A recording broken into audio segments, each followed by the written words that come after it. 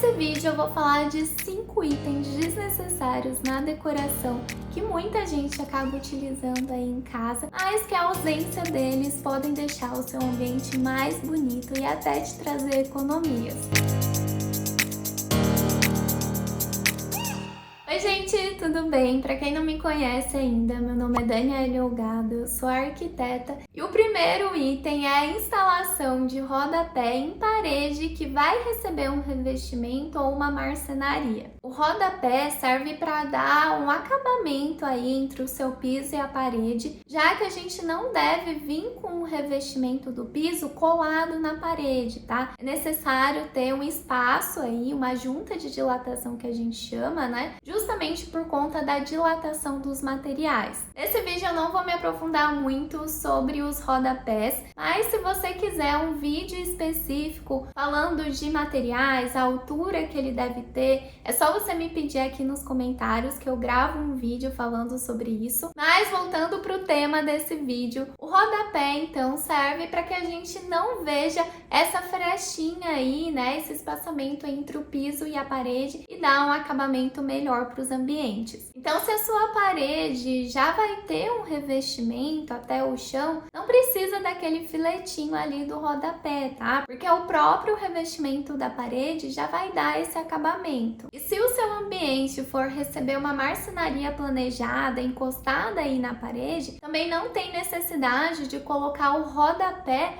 onde vai ter essa marcenaria, tá? Porque aí, se o seu rodapé for aquele convencional, saliente em relação à parede, vai ter que cortar um pedaço aí embaixo da sua marcenaria para que esse móvel fique colado na parede, né? Então, uma dica aí para você até economizar e ter um acabamento melhor é você instalar primeiro a marcenaria planejada e depois vir com o rodapé. O segundo item está relacionado à instalação de revestimentos onde você vai ter uma marcenaria ou espelho. Então, assim como o rodapé, se você for colocar uma marcenaria feita sob medida aí para o seu espaço, não tem a necessidade de você revestir a sua parede, tá? Colocar um revestimento ali onde ele vai ficar escondido. Aí no Brasil é muito comum revestir todas as paredes de piso a teto do banheiro, da cozinha, das áreas molhadas, né? Como uma proteção aí contra a umidade, mas não tem a necessidade de você revestir tudo, tá? Inclusive aqui na França é muito comum a gente vê cozinhas, banheiros com revestimento somente acima da bancada e da cozinha, entre a bancada e os armários superiores, e nas paredes ali do box, do chuveiro, da banheira, né, que aí vai ter um contato mais direto com a água. Mas aonde você vai ter uma marcenaria, por exemplo, não tem a necessidade de você colocar um porcelanato ali atrás, porque vai ficar escondido. É claro que se você quiser colocar um revestimento cerâmico ali para ter essa proteção contra a umidade, você pode colocar, principalmente aí onde estiver as paredes com as instalações hidráulicas, mas aí você pode colocar um revestimento cerâmico branquinho mais em conta, já que ele vai ficar escondido atrás dos armários. E aí aquele revestimento bonito que você escolheu, que normalmente acaba tendo um custo mais elevado também, você deixa para colocar somente onde vai ficar aparente. Então, se você tá nessa fase da obra de escolha dos revestimentos ou tá pensando em reformar a sua cozinha e o banheiro, já pega essa dica aí. Por isso que é importante também você ter um projeto em mãos, planejar aí certinho como que vai ser o seu espaço, ver onde vai a marcenaria,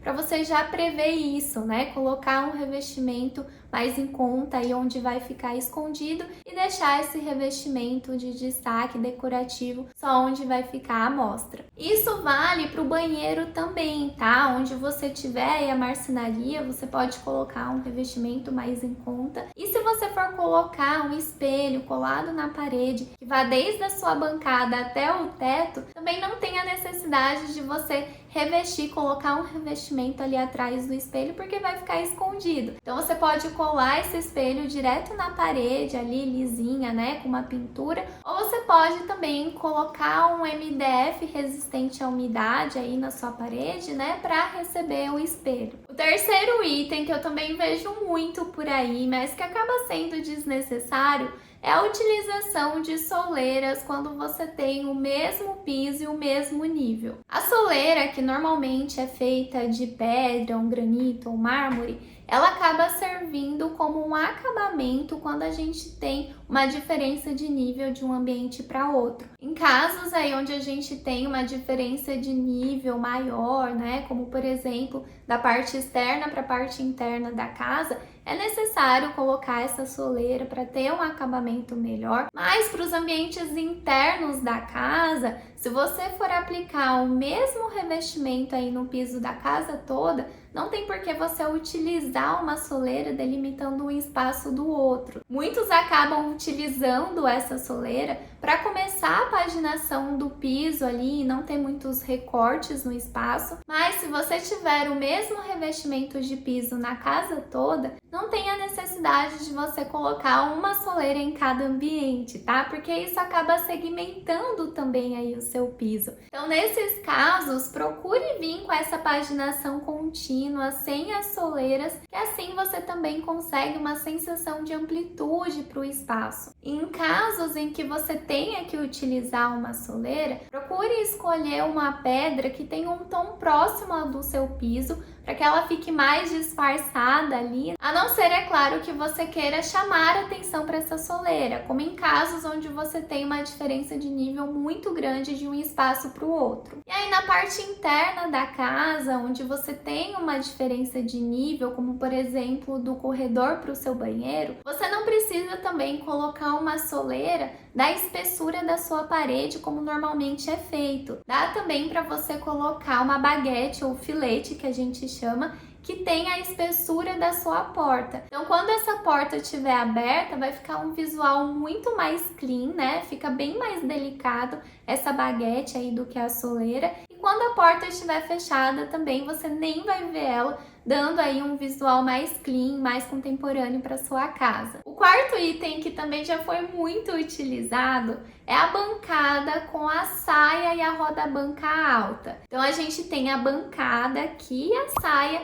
esse acabamento na vertical. Então ambas são cortadas em 45 graus aqui para ter esse encaixe perfeito, né? E dá a sensação de que a pedra é mais espessa. Já foi muito utilizada essa saia aí bem alta, né? Principalmente para bancadas de banheiro. Mas pensa que quanto maior for essa saia, menos espaço você vai ter para fazer o seu armário aí embaixo. Então, em muitos casos, não tem a necessidade de você fazer essa bancada com a saia. Hoje em dia tá até se usando muito as bancadas, né, slim, sem a saia, deixando aí somente a própria espessura da pedra, que eu particularmente gosto bastante, deixa um visual mais clean pro espaço também. Isso vale para roda-banca ou frontão também, tá? Então, esse frontão é a peça que dá o acabamento entre a sua bancada e a parede. Esse frontão, assim como a saia, pode ter a altura que você quiser, mas se você tiver um revestimento na parede que for receber essa bancada, também não tem a necessidade de você fazer essa roda-banca. Então você pode vir com um revestimento aí, né, dando esse acabamento, esse arremate aí na sua bancada e vedar bem com silicone. Eu tenho gostado bastante desse visual mais clean da bancada, sem a saia e sem esse frontão. E também é uma forma de você economizar aí, né, nessa marmoraria. Você já tinha pensado em todos esses detalhes? Me conta aqui nos comentários. E antes que eu fale do último item desse vídeo, já aproveita, me deixa o seu like aqui, se inscreve no canal se ainda não for inscrito e também ative o sininho para você ser avisado quando os próximos vídeos saírem. Então, para finalizar esse vídeo, o último item é a utilização de tomadas em excesso. Hoje em dia, com a quantidade de eletrônicos que a gente tem dentro de casa, né, todo mundo com um celular também, ter tomada nos ambientes é fundamental, mas também não adianta nada você sair espalhando as tomadas aí por tudo, sem pensar o que você vai ligar naquela tomada. Então, por isso que o planejamento do espaço, você pensar no layout aí, onde que vai ficar cada coisa, é fundamental para você sair distribuindo aí essas tomadas também, tá? Porque não adianta nada você colocar 3 tomadas ali numa parede, onde vai ficar encostado o seu sofá e você nunca vai conseguir ter acesso a elas.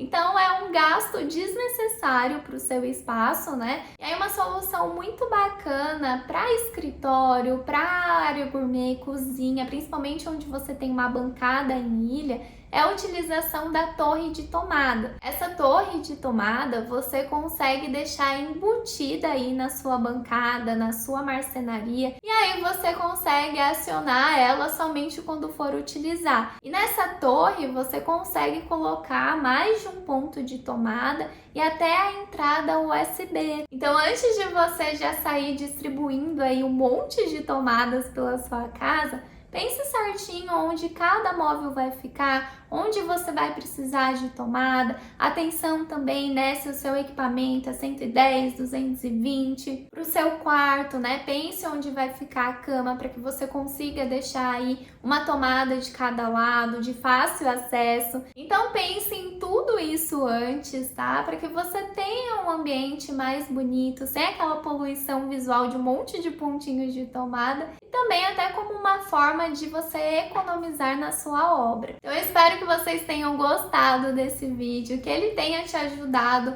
a evitar de fazer algumas coisas desnecessárias aí na sua casa, e a gente se vê no próximo vídeo. Um beijo, abiantou!